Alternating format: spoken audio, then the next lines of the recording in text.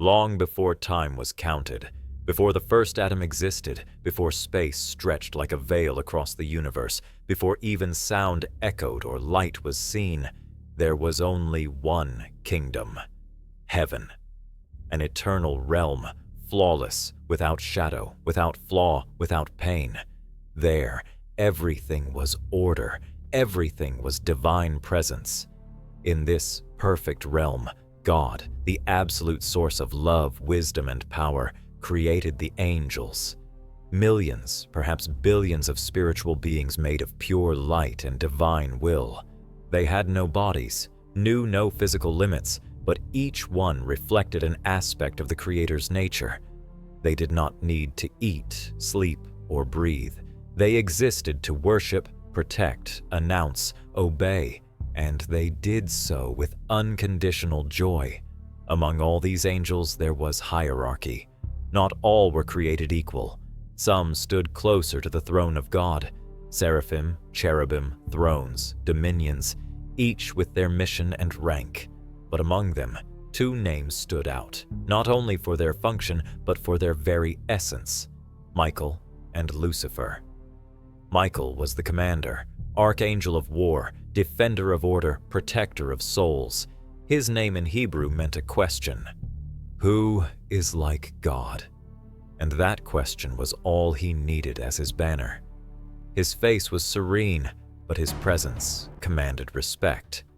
His eyes glowed with pure blue, like the reflection of divine justice. He was not the most beautiful of angels, nor the most celebrated, but he was the most loyal, the most steadfast, the most unbreakable. Lucifer, on the other hand, was light. Literally, his name meant bearer of light. He was a high-ranking cherub with wings that shimmered like polished gold, and his voice could silence all of heaven. He was the singer of creation, the artist of praise, the messenger of radiance. His being was adorned with precious stones, as described in ancient writings: onyx, topaz, sapphire, emerald. It was as if beauty itself had been formed in him. Lucifer was the masterpiece, the brightest jewel in the diadem of angels. His wisdom was vast, his intellect deep. When he spoke, the heavenly choirs quieted to listen. He was loved, honored, exalted, and he knew it. He knew he was unique. He knew he was above the average. He knew he shone more than any other created being. And that's where it all began. The radiance that was supposed to reflect the Creator began to turn inward. Lucifer stopped looking at God and began to admire his own image. Pride was born, not from outside, but from within. Slowly, what was purity turned into vanity. He began to question why he worshipped if he himself could be the object of worship. It didn't happen overnight. The sin of pride doesn't scream, it whispers. First, he stopped bowing. Then, he started judging. And finally, he desired. If I shine so brightly, he thought, why is he the only one on the throne? Lucifer wanted more. He wanted to ascend. He wanted the center. He didn't just want to be like God, he wanted to be God. And in that silent desire, heaven began to crack. In the silence of heaven, pride began to take root. And like all roots, no one saw it at first. Lucifer kept singing, kept shining, kept leading the heavenly choirs. But something in his worship was no longer pure. It was calculated, technical, cold. While the angels bowed in reverence before the Almighty, Lucifer kept his eyes open. Not to behold the glory of God, but to see who was watching him. The admiring glances, the whispered praises, the echo of his beauty, all of it began to feed something darker. Then he made his decision. He would no longer serve, no longer worship, no longer bow. It was time to reign. It was time to rise. But Lucifer was clever. He knew he could never take the throne alone. He needed allies. So he used what he had always possessed: his eloquence, his beauty, his influence. He began to approach other angels. He spoke in private. He asked questions. Have you ever wondered why only he rules? Xerenia, is God's love really as unconditional as they say? He whispered, what if there's another way, a new heaven, where we are free? Seeds of doubt were planted, and where there is doubt, there is division. 1/3 of the angels began to be enchanted by his words. They were angels who had never disobeyed, but now found themselves drawn to the promise of something greater. They began to see in Lucifer not rebellion, but a future. Then came the day of declaration, the day when rebellion became more than thought, it became action. Lucifer rose among the angels and proclaimed, I will ascend to heaven. I will raise my throne above the stars of God. I will sit on the mount of the assembly. I will ascend above the heights of the clouds, and I will be like the Most High. His words thundered through the eternal silence. Music stopped. Angels froze. Heaven trembled. That was the moment when Michael stood up. He was not the most admired, nor the most dazzling. But when he spoke, his voice carried the authority of the throne itself. Who is like God? That single phrase was enough. Those still undecided now knew where they stood. The host of heaven was divided. Lucifer, burning with fury, revealed his true form. The light that once surrounded him darkened. His wings blazed. His face lost its glory and twisted into arrogance, rage, and ruin. The angels who followed him also changed. Their beauty faded. Their voices became storms. Their wings turned to shadow. Paradise was no longer a place of harmony. Heaven stood at the edge of war, a war that never should have existed, a war between brothers. The rebellion had been declared. The unity that once defined the heavens was broken. The sound of worship gave way to a tense silence, the kind that settles before a storm. No angel had ever drawn a weapon. No spirit of light had ever raised a hand against his brother. But on that day, war became inevitable. Michael gathered the faithful.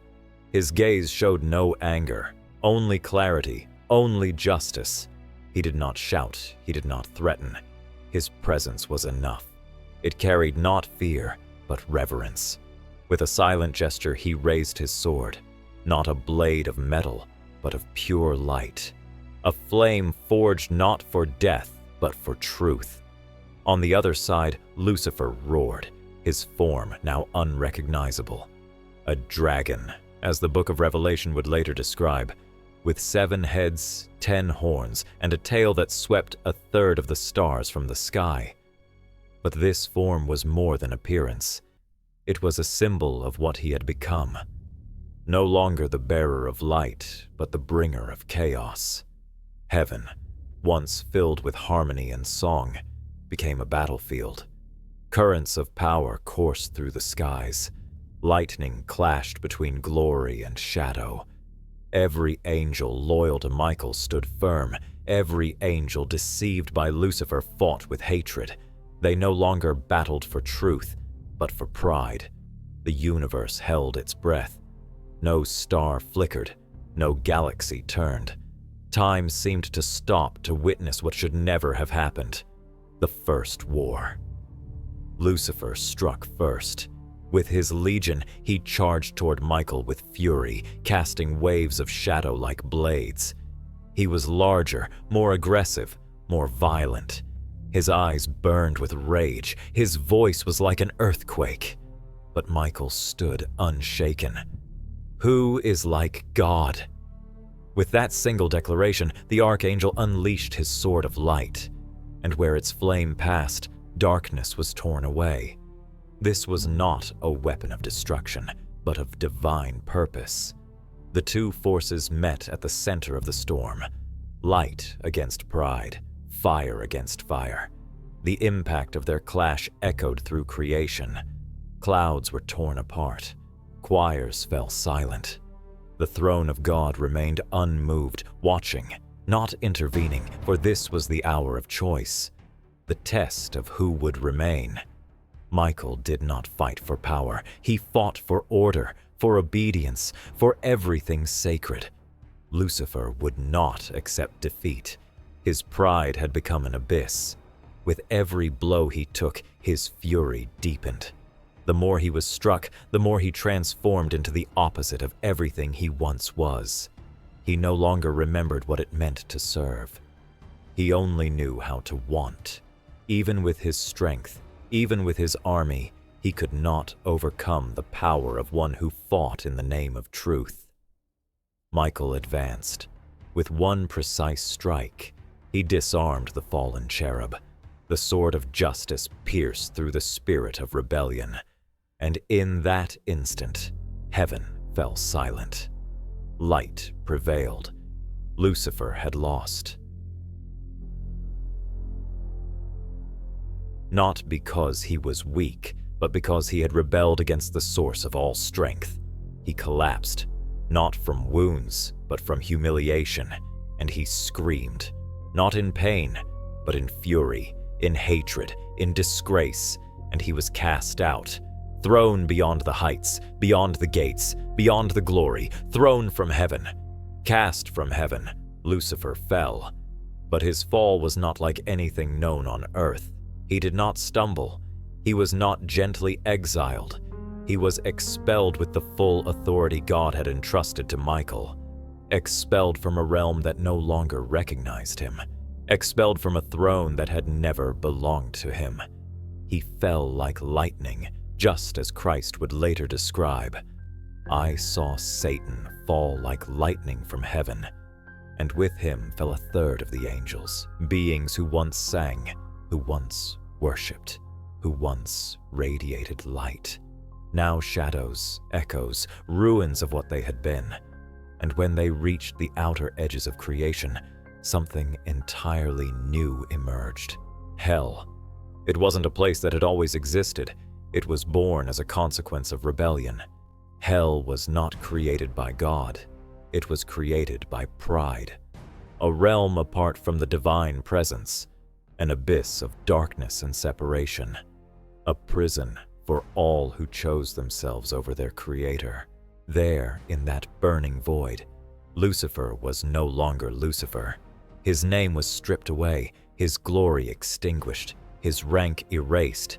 He became Satan, the adversary, the enemy, the father of lies, the eternal accuser of creation. And Satan did not forget. He did not forget the humiliation. He did not forget the defeat. He did not forget the voice of Michael proclaiming, "Who is like God?" In those depths, he swore revenge. If he could no longer rise, he would destroy what was below. If he could no longer touch the throne, he would strike at the heart of the Creator, mankind. Because man had been made in the image of God. And nothing enraged the fallen one more than seeing that image reflected in fragile flesh.